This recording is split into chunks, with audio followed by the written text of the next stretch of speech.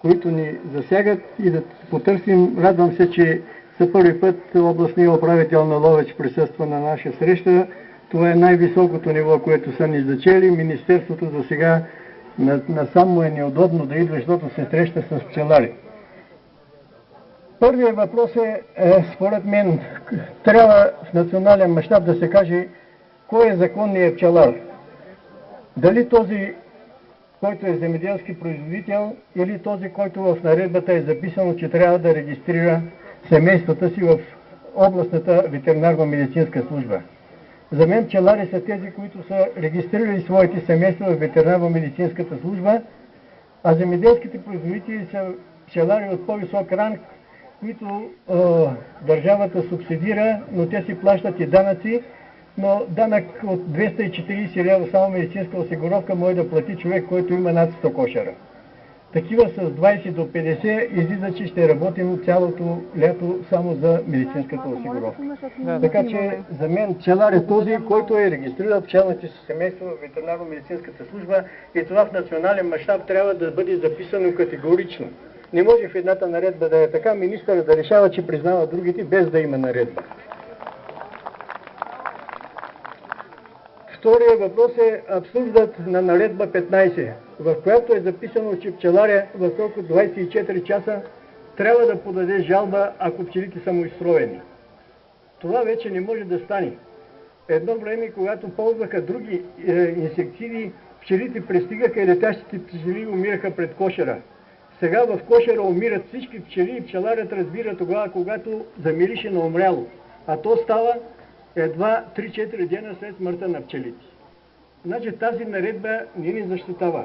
Първо от това, че не можем да реагираме 24 часа и второ, всички арендатори пръскат в четвъртък следобед, в петък и в събота. В събота и неделя никоя служба държавна не работи и молбите остават на кино. Чакате 29 дена, на мен на 29-я ден служба Агенция по безопасност на храните и съвсем деликатно ми написа едно изречение от наредбата, че аз не съм реагирал на 24 часа. Да не говорим за това, че сам трябва да платиш 340 лева да докажеш, че са ти ги отрови и то трябва да кажеш каква е отровата. Свързано е с третия ми въпрос. Не знам при вас как е. Арендаторите при нас минават като окупатори. Те селата са им едно малко камъче, което заобикалят, пръскат без разрешение, без сигнализирани. Модерна система, пръскат едновременно турта заедно с пестицида. И то точно през месец май, когато цъфтят всички, макар и диворастящи треви. Там са пчелите, те всеят, много очудващо какви са резултатите, но сеят царевицата след 25 септември. То няма нецъфнала трева през май месец, след 25 май. Няма нецъфтяща растителност в този период. Значи това, особено за нашата област, последните 2 години се появява като много сериозен бич. Тази година имаме 30% смъртност на пчелни семейства. Само аз от 60 семейства за 2 години съм погребал 34.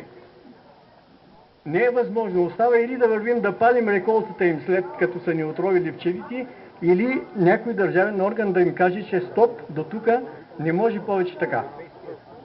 Това са трите актуални проблема. А четвъртия е: в България пчеларството е единствената дейност, която в Министерството на земеделието е нито насекомо, нито животно.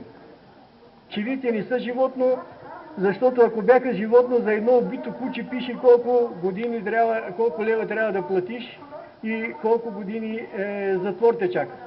За един убит кошер никой нищо не плаща и нищо не го чака. Ние трябва да докажем, че кошерът е мъртъв. И второто, единственият сектор, който в държавата е без субсидии. Програмата, която пчеларите имат, е програма, която облагодетелства единствено майкопроизводителите, като част от най-силните участници в разработката на програмата, производителите на пчелни отводки и производителите на кошерите. Няма пчелар, дето да е казал, че от тази програма е спечелил много и че тя му е решила проблемите. Аз поне не съм срещал. Ако има тук, призовавам го да дойде да каже, че благодарение на програмата е успял да стане пчелар. Това са четирите проблема, които моля господин Недялков, съдействайте и ще се радвам до година да отчетем, че поне два от тях са променени и вече няма да звучат в такъв дух. И това, което ще има като продължение, не знам колко сте доволни от пчеларските организации. Ние вярвахме много и на Съюза на българските пчелари, с надеждата, че ще решим нещата с него и с упоритата работа на господин Михайлов. Оказа се обаче, че Министерство на земеделието задушиха всичко, което пчеларите казват. Един формален отговор на заместник министъра. Михайлов е тук. Да, това, което той отговори като отговор на господин Михайлов. Аз предлагам господин Михайлов, ако той е заместник министър и още в Министерство на земеделието, да организираме той да напусне земеделието. Това не е човек, който мисли за пчеларите, или поне този, който му беше написал вашия отговор, защото аз чувствах, че отговора не е от заместник министъра, а от някой чиновник, който продължава да стои с години в Министерство на земеделието. И това трябва да организираме всички пчелари, ако не си вършат работата, и областните служби земеделие, и областната агенция по безопасност на храните. Предлагам там, където областите имат най-голяма смъртност, тези хора да бъдат освободени. И тази година това да бъде критерия за тяхната работа. Защото на сянката е лесно да чакаш 29 дена и да кажеш няма какво да направя, носи си загубите. Тези неща ще дискутираме и после в дискусионния клуб, а там ще дискутираме също има ли нужда от сдружение на пчеларите производители и как да се борим с търговците на едро, които от 10 години цената на меда е 4 лева до 4,50. Не е мръднала, няма пазарна икономика, има утвърдена картелна цена. Комисията за защита на конкуренцията мисля, че трябва да бъде сезирана, защо само цената на меда не мърда в България.